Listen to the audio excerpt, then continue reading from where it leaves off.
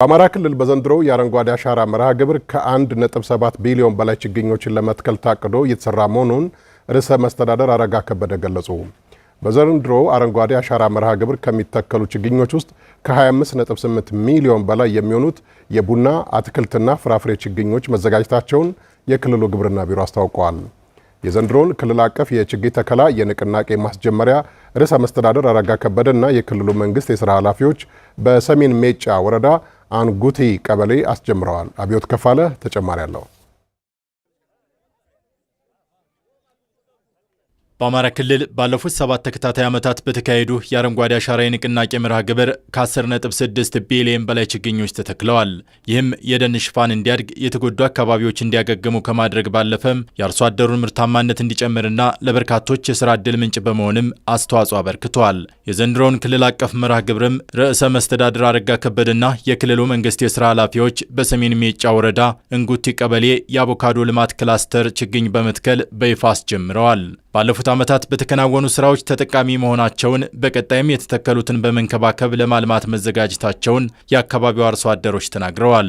አቮካዶ ዛሬ በሰፊ ተተክሏል። ቀጣይም ለብዙ ጊዜ አገልግሎት ለሚሰጥ ውስጡ ልማት ሽንኩርት፣ ጎመን እንጠቀምበታለን በሚል አመኔታ አለን። በውስጡም ሰብል አትክልትና ፍራፍሬ ምናምን ማድረግ ስለምንችል ምንም በቃ በሁለት ዙር መጠቀም ማለት ነው። አቮካዶ ካሁን በፊትም ተክለን እናውቃለን፣ ተክዬ አውቃለሁ። የተሻለ ገቢ ያለው በዘንድሮ የአረንጓዴ አሻራ መርሃ ግብር ስነ ምህዳርን ባገናዘበና ህብረተሰቡን ባሳተፈ መልኩም ኢኮኖሚያዊ ጠቀሜታ ባላቸው ዘርፎች ላይ በትኩረት እንደሚሰራ የአማራ ክልል ግብርና ቢሮ ኃላፊ አቶ ደረጀ ማንደፍሮ ገልጸዋል። ከጠቅላላው ከ1.7 ቢሊዮን ችግኝ ውስጥ 25 ሚሊዮን በላይ የሚሆኑት 25.8 ሚሊዮን በላይ የሚሆኑት የቡናና ፍራፍሬ ችግኞች ናቸው።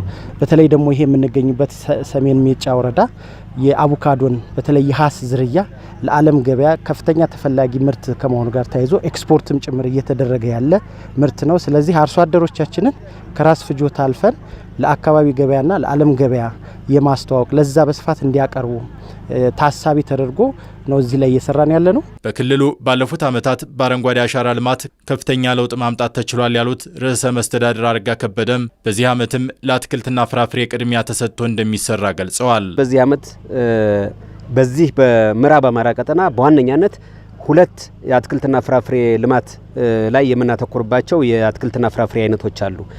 የመጀመሪያው ቡና ነው። ቡና በስፋት ምስራቅ ጎጃም፣ ምዕራብ ጎጃም፣ አዊ ብሔረሰብ ዞን፣ ሰሜን ጎጃም በስፋት እንተክላለን ማለት ነው። ሁለተኛው የምናለመው በዚህ ቀጠና ላይ አቮካዶ ይሄ እንዳያችሁት በእነዚህ ቀደም ሲል በገለጽኳቸው ወረዳዎች ይካሄዳል ማለት ነው። ሁለተኛው በምስራቅ አማራ ቀጠና በተለይም ደግሞ ከሸዋሮቢት እስከ ራያ ድረስ ያለው የራያ ቫሌና የጫፋ ሸለቆ ብለን የምንጠራው ሙዝና ፓፓያ የምናለማባት ነው። ይሄ ማለት በዋነኛነት ገለጽኩት እንጂ ሌሎችም የአትክልትና ፍራፍሬ አይነቶች አሉ ማለት ነው። ይህን እናደርጋለን በዚህ ዓመት ማለት ነው። ሁሉም የህብረተሰብ ክፍል ችግኞችን በመትከል ሀገርና አካባቢን የማልማት አሻራውን እንዲያሳርፍም ርዕሰ መስተዳድሩ ጥሪ አቅርበዋል። የደን ልማት የህብረተሰብ ተሳትፎን በትልቁ ይጠይቃል። የደን ልማት ዋነኛ ባለቤቱ ህዝቡ ነው።